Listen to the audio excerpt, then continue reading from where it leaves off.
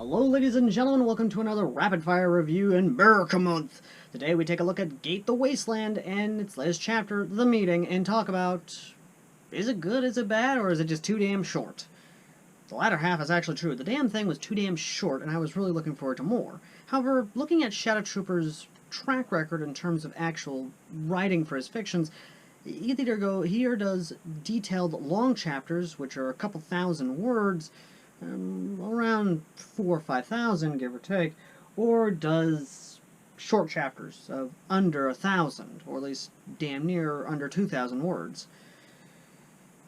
And that saddens me. Makes me a sad boy. But what I do like about this is that each representative of the factions are there, and it's actually kind of cool. I really do like it. I like the fact that each faction is showing up to the United States. They're going across the gate, and the reaction to each one of them is actually kind of cool and does show some really interesting technological differences, especially with the Arbiter being a Securitron. For those of you who don't know what the Securitron is, go play New Vegas. Just go play New Vegas. Doesn't matter if it's on PC or console. It is a great game. It is good. The DLCs are amazing. I really do wish they'd bring console mods to New Vegas, though. Come on, Bethesda, you got that Microsoft money. Let's go. Come on. Come on. I want some console mods for New Vegas. I mean, hell, you got console mods for Elder Scrolls. Where's New Vegas? Or hell, Fallout 3 even. But what I do like is that it does show what we saw in the first couple chapters, where anything that crosses the gate, either from the United States or from the Fallout universe, inevitably either doesn't work or a signal is cut off, as such with the Securitron, where if any sort of inevitable signal is lost, the pre-record message would play. And it does. In fact, the message is actually kind of cool, essentially saying that I am Mr. New Vegas, or I'm Mr. House, and I am proprietor and ruler of New Vegas, etc., etc., etc. But each reaction from each of the representatives is actually kind of cool, in that each of them reacts to the different amalgamations of the U.S. They are astounded by what they're seeing, the buildings, the technology. I bet you anything the Brotherhood of Steel is probably freaking creaming their pants right now, just seeing all the advanced tech that is light years beyond them.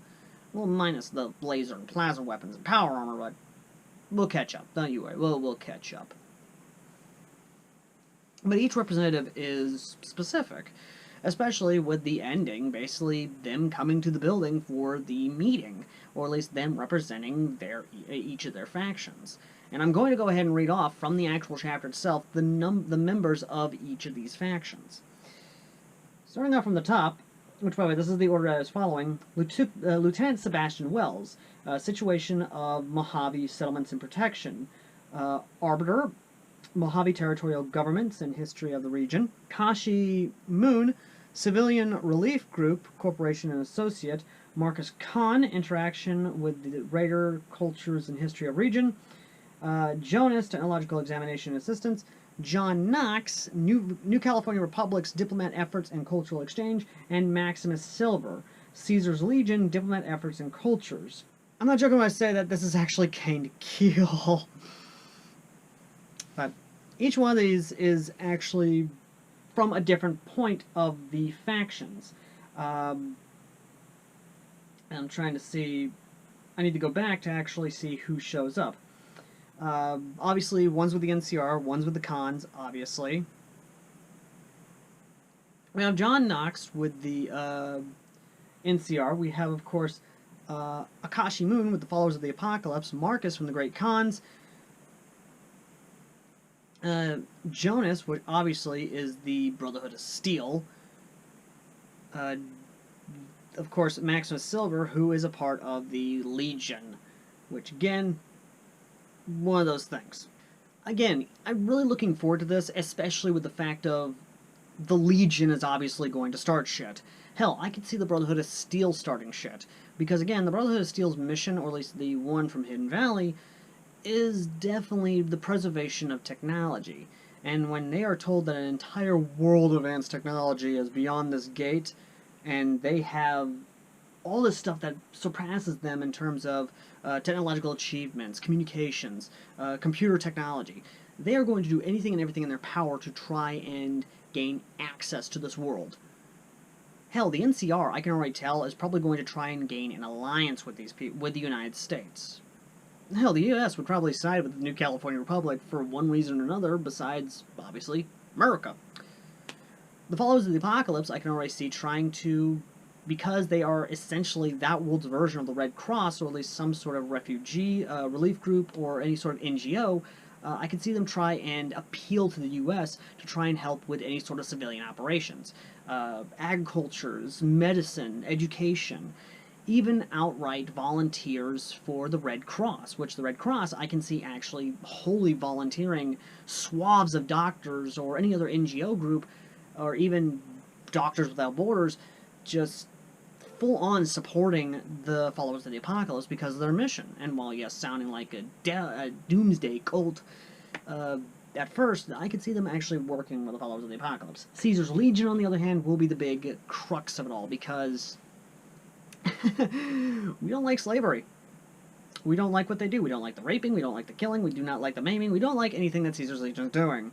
And already I can understand the U.S. immediately declaring war on them, or at least attempting to try and get them to stop doing what they're doing and immediately disband, or at least just remove any of the perpetrators who are conducting these atrocities. Whether or not this is true or not, I couldn't give you a full-on explanation. Overall, it's a good chapter. Sadly short, but you know what? It is what it is.